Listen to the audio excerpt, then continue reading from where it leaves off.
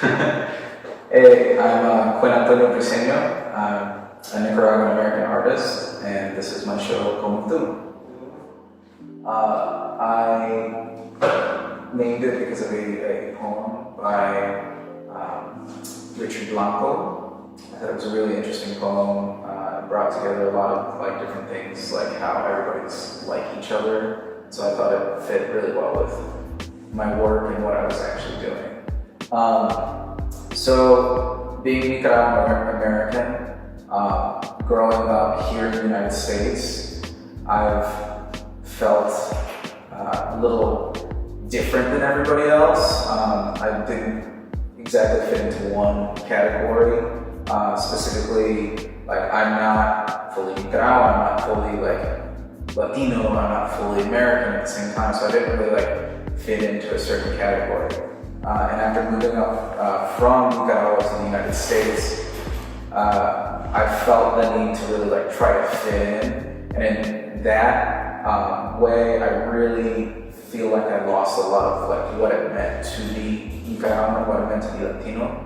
And so in this body of work, really all my work in general, it's really a way to connect to my culture that I've lost.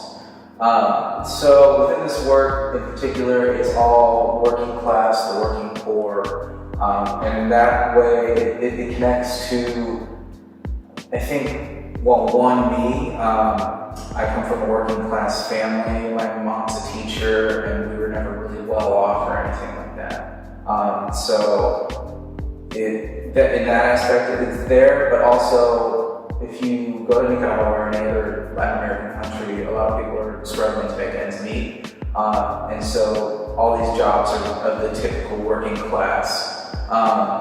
So you'll see people, like this one, people selling pineapples on the side of the road, or a plumber using different means to fix the problem, like bottles and stuff to fix pipes and stuff like that. So you'll see that around through my work a lot. So I'm mainly an acrylic painter. I used to be an oil painter, but that kind of just stopped.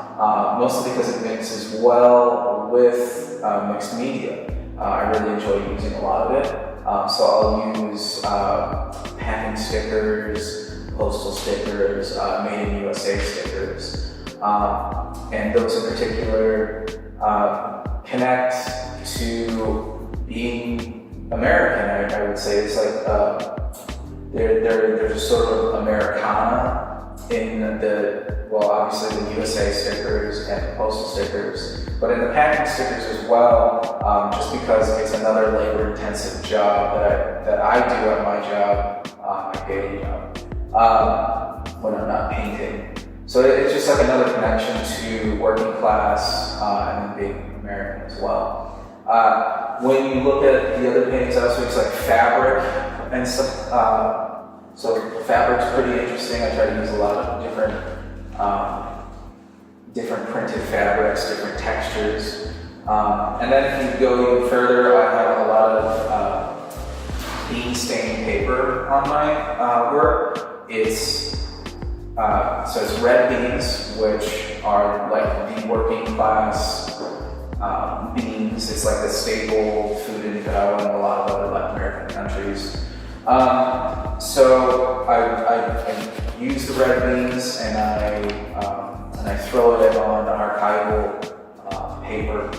From there, it dries and soaks kind of into the paper, and then I use an MSA varnish to make sure everything sits in, and then it's the most archival a bean stained paper could be. So I use a lot of that. The significance for that is obviously the beans are a Latin American staple. Everybody eats it. It's also a racial epithet as well. So there's the racist term beaner and stuff like that. But also it's another connection to the land as well. So it brings in both being in the United States, being called racial terms and stuff like that, and putting it into the work as well is this really interesting, I guess, expression that goes into the work. So those are the majority of the materials I use. The significance of the patterns, yes. So, as you can see, like all the work has the patterns. They come specifically from Nicaraguan or traditional Nicaraguan tile patterns, which are encaustic tile patterns. They're a thicker concrete tile, and they're all hand painted. They're pretty interesting, and you can find these throughout homes in Latin America. Sometimes you'll find them as like the sidewalk on the street. And a kind of cool connection with me, like my abuelitos in Nicaragua, they had a sort of tile that was kind of similar to the bean stain themselves. So it was kind of like, not exactly obviously because it's a bean stain, but it was like a splattered pattern. And it was kind of interesting, so it's another like connection to that. So the colors themselves, you can see it's all really bright.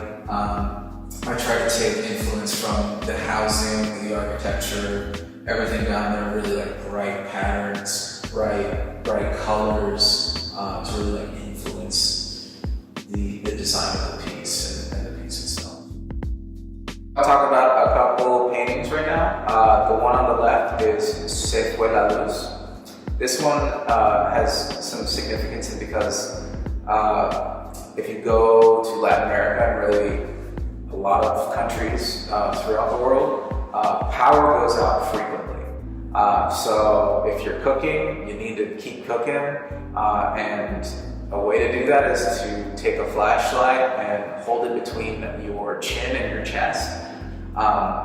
In this particular case though, I was down in Nicaragua at my abuelito's house, and we had a headlamp. So we let Argentina here borrow the headlamp in order to continue cooking. So that was a fun like thing that happened. You can see in the materials as well. You see like the Made in USA stickers on the stove. A lot of appliances you actually have to bring from the United States to Nicaragua. You can buy some there, but they're not always as good. There's also foil there. A lot of people use foil to on their stovetops, so it won't get dirty. It's a lot easier to clean, and you'll find that through a lot of houses. The one on the right is La Fritanga. This one's a fun painting, in particular because I was down in Nicaragua with my dad. We were in León. It's a little northern city, or it's a bigger northern city, I guess. And here, it was a fritanga was laid out. It's like a street food, so there's like carne asada, and a lot of other foods like queso frito, maduro, tejadas, tostones, and it's all laid out. You go there and you buy the food. It's really good. And in this particular case, my dad actually noticed that it was a really clean fritanga, and he stated like, "This is like the cleanest fritanga I've ever seen," which I thought was really funny. So I took a picture, and it was at night, and so it was like a really cool idea for a painting. So this painting is chinelas. So this one has significance in that chinelas are slang for flip-flops in Nicaragua. And I think a couple other countries in Latin America as well, but for me it's like chinelas is flip-flops. So this has significance because it's a really like a social and like class issue. A lot of so like upper class people will have chinelas, but it's really more of like a house shoe or like something that you might go to the beach with or like shower with. But for a lot of people, it's really their only pair of shoes. It's their only pair that they can afford. And so if you see people out walking with chinelas out on the street just like a normal day, usually that's their only pair of shoes. So here you can see that it's a child's pair of shoes, and yeah, it's most likely this child's only pair of shoes. So this last one is Chavite. This one has significance in that if you go down to Latin America, obviously you get all your bananas from Latin America. You'll see like Chiquita banana, and it'll have a sticker on it. It'll say Nicaragua, Guatemala, you know, in any of those countries. So this one, because of that, there's this whole issue that happened with United Fruit. So they basically had a monopoly on all the fruit coming from Latin America that came to the United States, came to Europe, and they didn't pay workers very fair. And there was a massacre that happened in Colombia. Because of it, the workers striked, and the company United Fruit was so in the hands of the Colombian government. The government ordered this massacre on these people. That's kind of where the whole Banana Republic thing comes from. And so Chaguite, the name itself means banana plantation. So you'll see in the painting that I put these little stickers similar to Chiquita banana, and then kind of signifying its connection to these fruits and to United Fruit in general, which is actually became Chiquita banana later on. So that's Chaguite.